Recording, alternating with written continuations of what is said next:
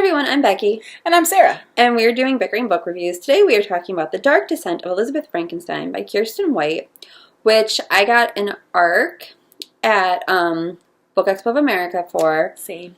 But I also had to hurry up and read this because my life got in the way, so I did download an ARC, I believe, off of either Edelweiss or NetGalley. I had Hamilton tickets. Happens. It happens. I had Hamilton tickets, so that happened. That affected it. Okay, so this book is actually being released to celebrate the 200th anniversary of Frankenstein, and this is just a quick rundown of what it's about. Elizabeth Lavenza has spent most of her life being the companion to Victor Frankenstein. She is the only one who can control him and has the power and this power has allowed her a comfortable existence. However, when Victor goes away to school and no longer needs her, Elizabeth finds her position in jeopardy. Elizabeth and her friend Justine travel to Germany to find Victor and bring him home to ensure her future.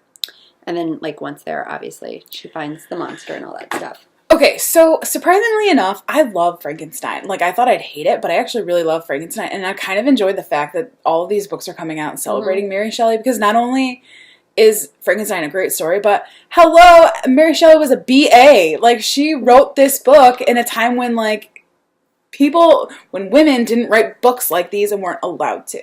I read the biography book in verse of her, Mary's Monster, which was so sad. It makes you hate Percy Shelley. Yeah. I literally... I feel like reading all of these books just would make me hate men. Oh, yeah, her life would make me hate men. Yes. These lives. So I thought this was an interesting way to celebrate the 200th anniversary, because you don't get Elizabeth's story, usually. Yeah, no. And you don't. And Kiersten White is, a phenomenal writer. Even when I don't like her books, I acknowledge that she is good. I just wish she'd write some more fantasy. I just wish she would write, can we just take a step away from the historical for a little bit? Yes. Let's just put it on pause. You can come back, and then you can deal with your readers that like that, and because we can get another Paranormalcy. Paranormalcy. I remember when I read Paranormalcy, I literally stayed up until 3 or 4 in the morning finishing it.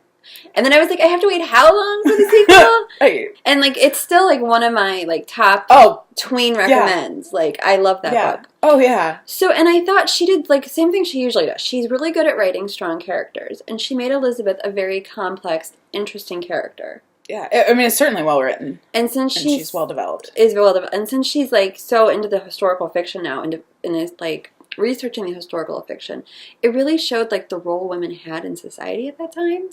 Right, it definitely felt more true to life, and I think she could do that more in this book, because you expect tragic, you expect grotesque, you expect disgusting. Right. You aren't expecting a hopeful story. It's Frankenstein. Right. So, she could really kind of stay true to the role that women played, because it really wasn't a great role. Well, and Elizabeth literally at times is saying things if he doesn't still want me, I'm on the street.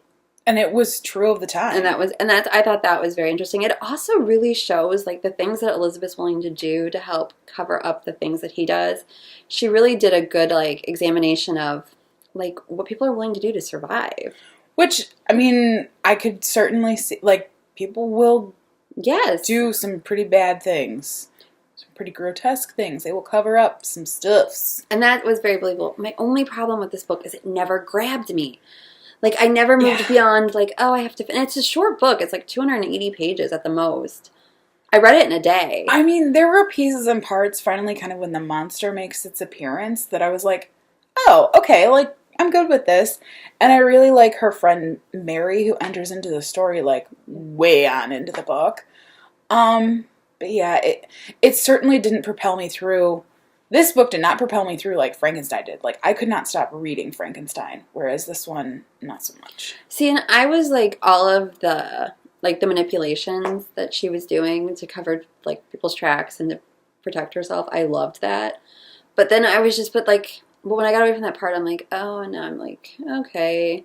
So I read it in a spread out over a whole day, and it's not a very long book, but I literally was okay, well, I have to finish. I just have to finish. So it was it was good, but I didn't love it. But now that we're talking about it though, this would be a great book discussion book. Oh, it would be a great book discussion book. Even when you're talking about kind of, because at one point Elizabeth finds herself in an asylum. Right. You've got that, but then you've also got kind of the finances that go into kind of her life. And it's just, I mean, it's fascinating and horrifying and so real. So we should rate it. Okay. So our rating system starts at the top with 5 unicorns. We go down to 2 unicorns. If we don't like it, it's a horse. Where are you? I'm like fluctuating between a 3 and a 4. I'm gonna stay with a 3 though. But I could certainly be persuaded if I did like a book discussion on this to like up my ranking. I'm at 3. I enjoyed it. I enjoyed her writing. I liked the stories, but like I said, it just never grabbed me. I wasn't like hooked. Yeah. So that is where we are on The Dark Descent of Elizabeth Frankenstein by Kiersten White. So see you around. Bye.